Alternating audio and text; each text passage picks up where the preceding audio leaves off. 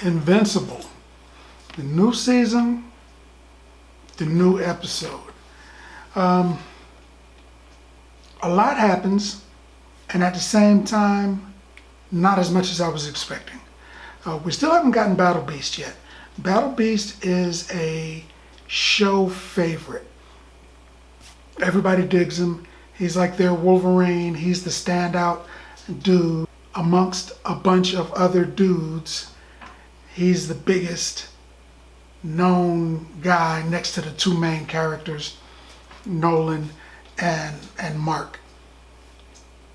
I like it. I like him, but he's not been seen yet. And if you read the books, you got an idea where he's at, what's going on, but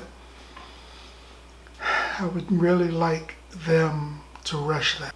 Robot and Monster Girl are trapped in another dimension, and from what it appears, no one is really trying that hard to get them back, which has got to suck for them. Because time travels a lot faster. It moves faster where they're at than it does here. So a few days here could be a few weeks there. A few weeks here could be months, maybe years there. It's different. Time travels. Time moves differently. Something that I noticed. Tech Jacket is a woman now. And I'm not saying, oh, it's bad, he's a woman. But I'm thinking that they did that to give Oliver a love interest. Oliver and the new Tech Jacket, who is a female now, are close. They've got to get together. They're heading to the coalition so that they can get ready and make a plan and knuckle up with the Viltrumites. And it takes about 2 weeks to get there. So I wonder how they measure time and space. Are they talking about 2 Earth weeks? 14 times that you will fall asleep and wake up. How do they?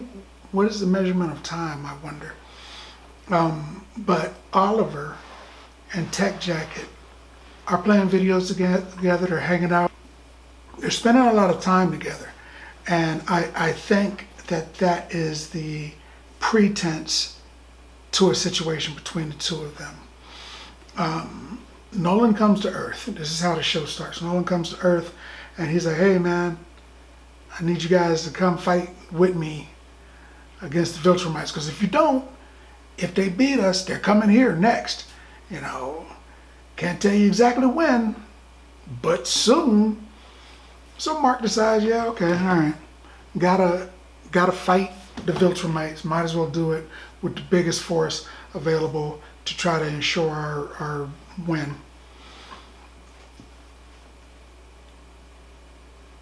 His girlfriend still hasn't told him that she's pregnant yet, and that could be a problem in the series, because the series is clearly deviating from the comics. It's heading from point A to point B, but it's taken a different route than the books took.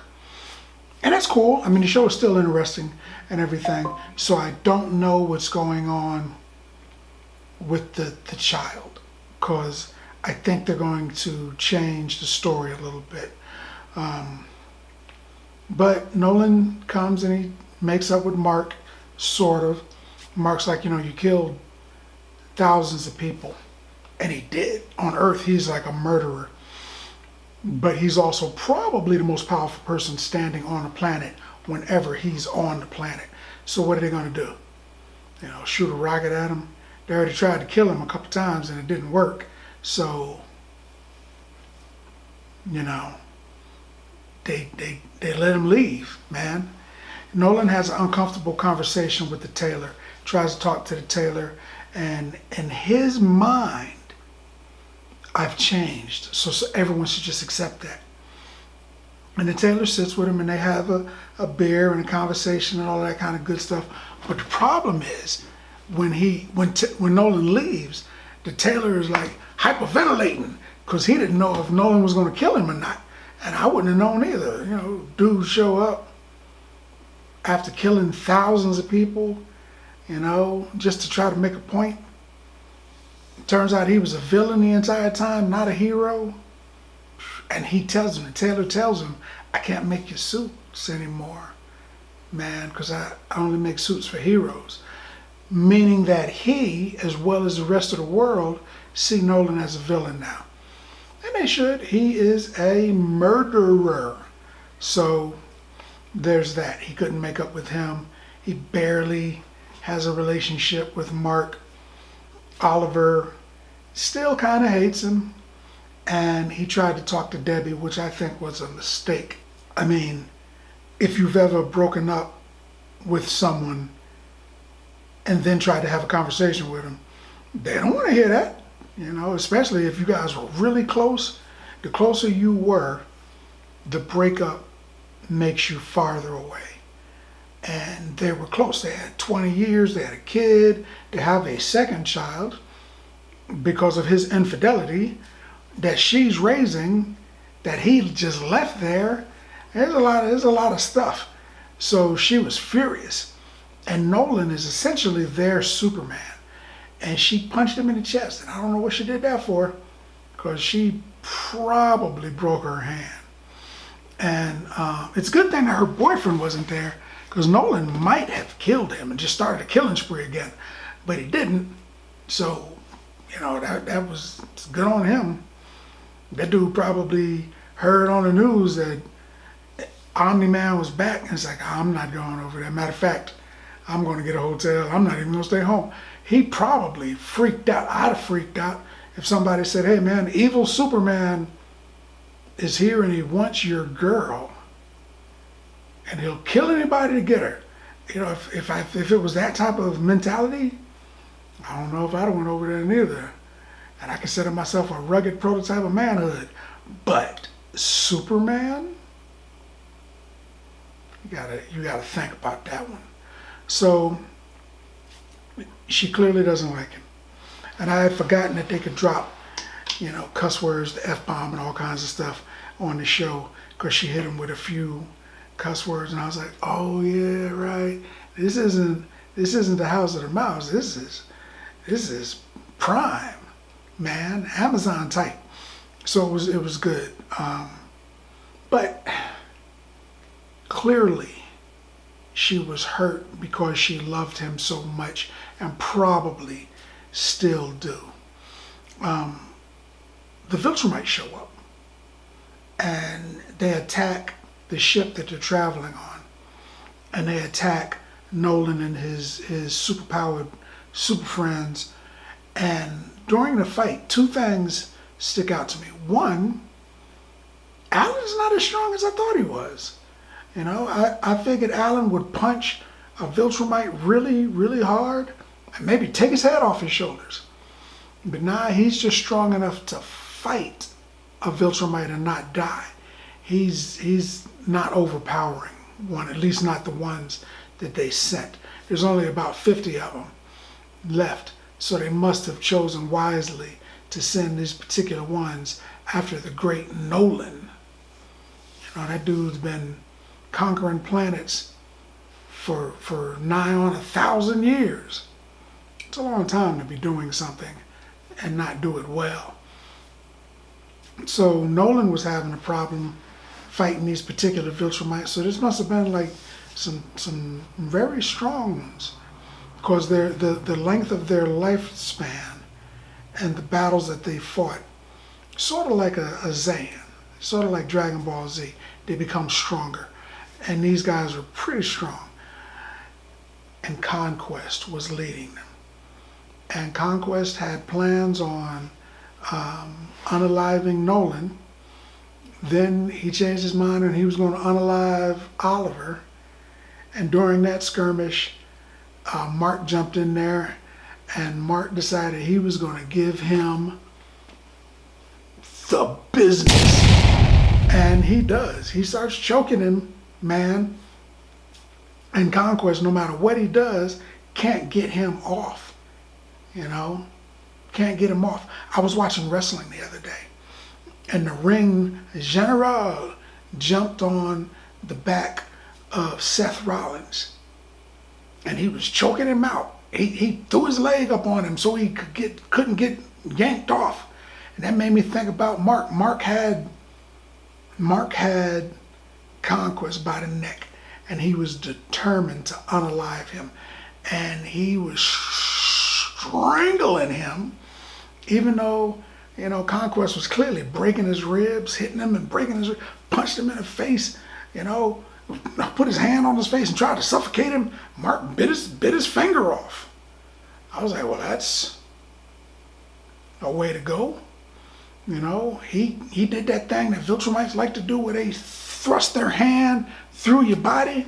But for some reason, he didn't like snap him in half. He just stuck his hands in there, started pulling stuff out, which was actually pretty good television because he was reaching in there, grabbing this, reaching in there, grabbing that. And I'm thinking, how much stuff is in there? I mean, you got the intestines. But it looked like he was grabbing more than that. He was just yanking stuff. I mean, he's part Viltrumite. There's no telling what's inside his body. He could have 7 or 8 organs that we don't even have as humans. But he was yanking stuff out, and Mark was still choking him. And that fool turned purple, and then they both passed out. Well, he killed Conquest, and then he passed out. And I'm going to say passed out because the show is called Invincible. And there's a lot more story with him in it. So clearly he's going to survive this some type of way.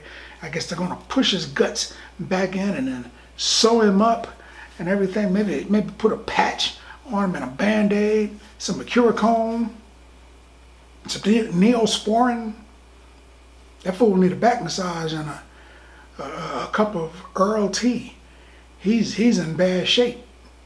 So they're going to fix him up some kind of way and continue. But there were only 3 Viltrumites, and it almost decimated the most powerful people that Coalition has. So I guess they're going to have to come up with something like, I don't know, a virus? A scourge virus? That's got to be where they're headed with this.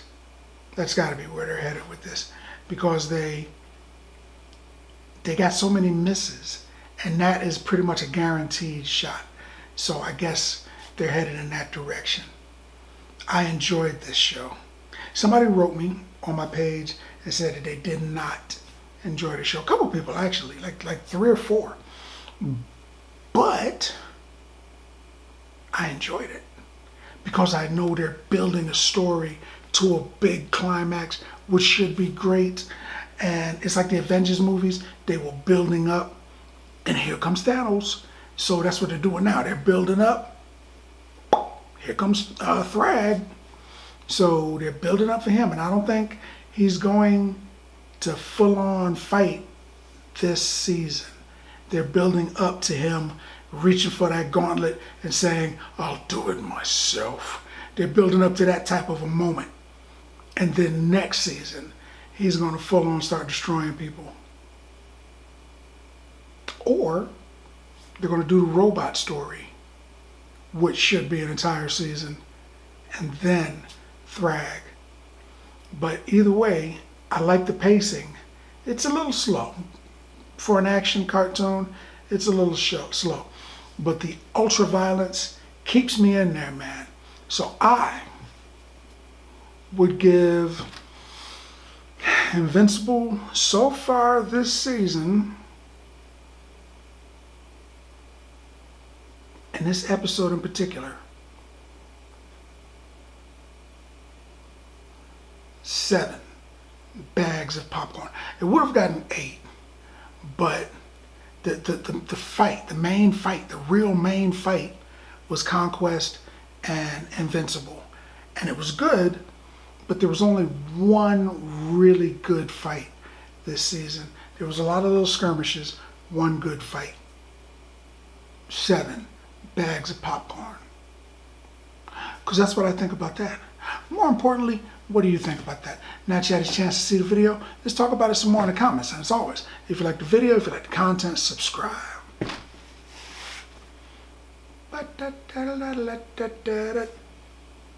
And then like.